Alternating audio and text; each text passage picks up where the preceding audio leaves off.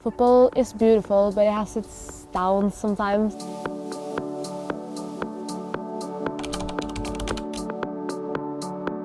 I'm just getting pushed about, bullied, made fun of because I'm the only girl in the team.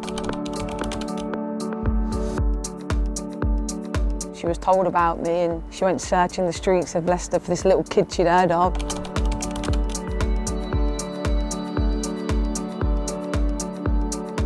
Did a goal and a nutmeg on a guy, and he just called me a nasty word.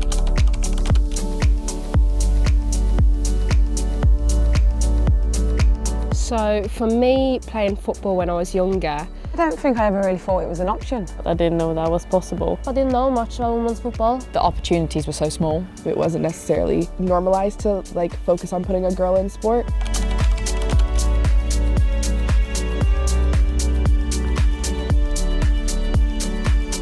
Growing up, I was quite a shy child, timid going into new spaces, meeting new people. And I feel like that's not necessarily a personality type that thrives at times in a sports environment, a high performance environment. No girls wanted to play, so I always needed to go in and play with the boys. Needed to prove myself to play with them and try to do well, so they wanted to play with me. And I remember I did a goal and a nutmeg on a guy, and he just called me a nasty word. And yeah, because he probably were humiliated because he was a girl. And now you're a professional footballer, so probably eating his words. Yeah.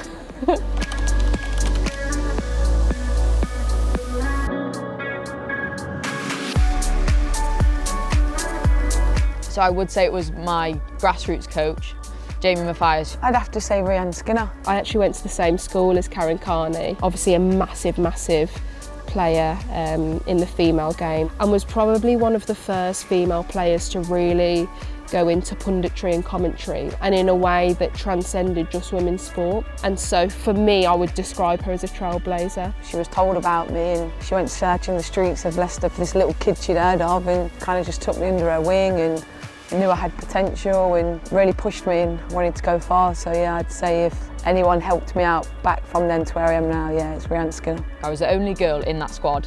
Some days you were like, well, what's the point, because I'm just getting pushed about, bullied, made fun of because I'm the only girl in the team. And I remember he'd always have my back. We need more of him. We do need more of him.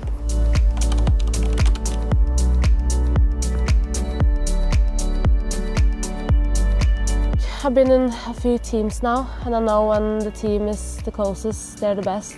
This team here at United, it has to be one of the closest teams that I've been part of. It's been really important this season, at times when it's got tough. You know, you do look to your teammates for whether that be energy, someone giving you a boost. It can lift you that extra 10% on the pitch. I can just tell when we meet other teams, they can fear us because we're so close. The connection that players have with the fans, it's just different in the women's side because there's been so many obstacles to pursue the same level of respect and the same level of competitiveness that they have on the men's side. So I think it's a big part of how the women's game has progressed.